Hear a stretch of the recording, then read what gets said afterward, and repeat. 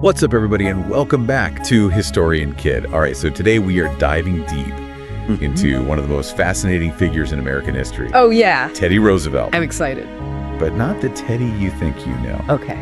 We're going way back to the 1890s, before the Rough Riders, before the presidency even, to a time when TR was prowling the streets of New York City as police commissioner. Really? That's right. I'd heard about this.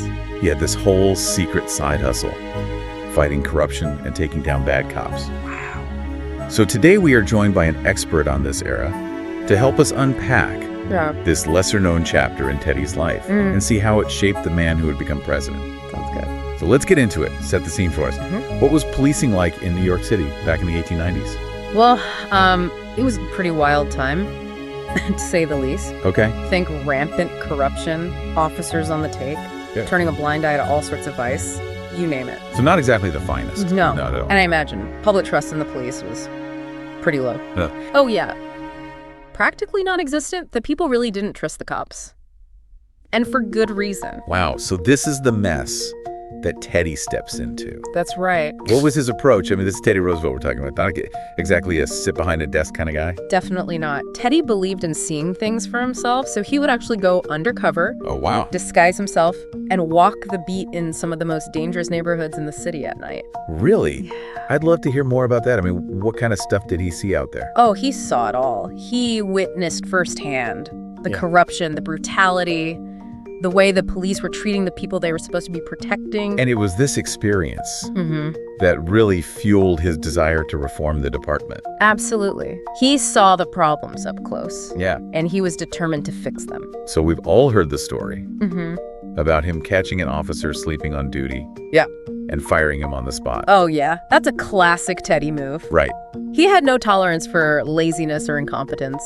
And that story really captures his leadership style. I mean, he wasn't afraid to take decisive action to hold people accountable. Exactly. But he didn't just focus on individual cases of misconduct.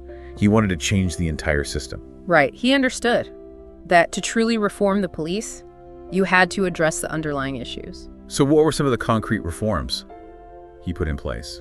Well, for one, he introduced a merit-based promotion system to try and get rid of the cronyism and favoritism that was rampant in the department. Okay. He implemented stricter discipline, cracked down on corruption, and really pushed for professionalism within the force. And he was also a big believer in modernizing the department. Yes.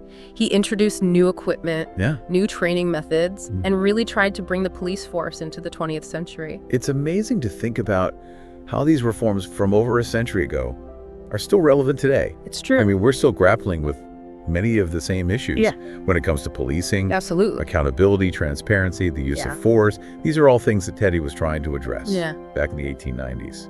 And it shows that these are not new problems. They've been around for a long time. So what do you think is the biggest takeaway from Teddy's time as police commissioner?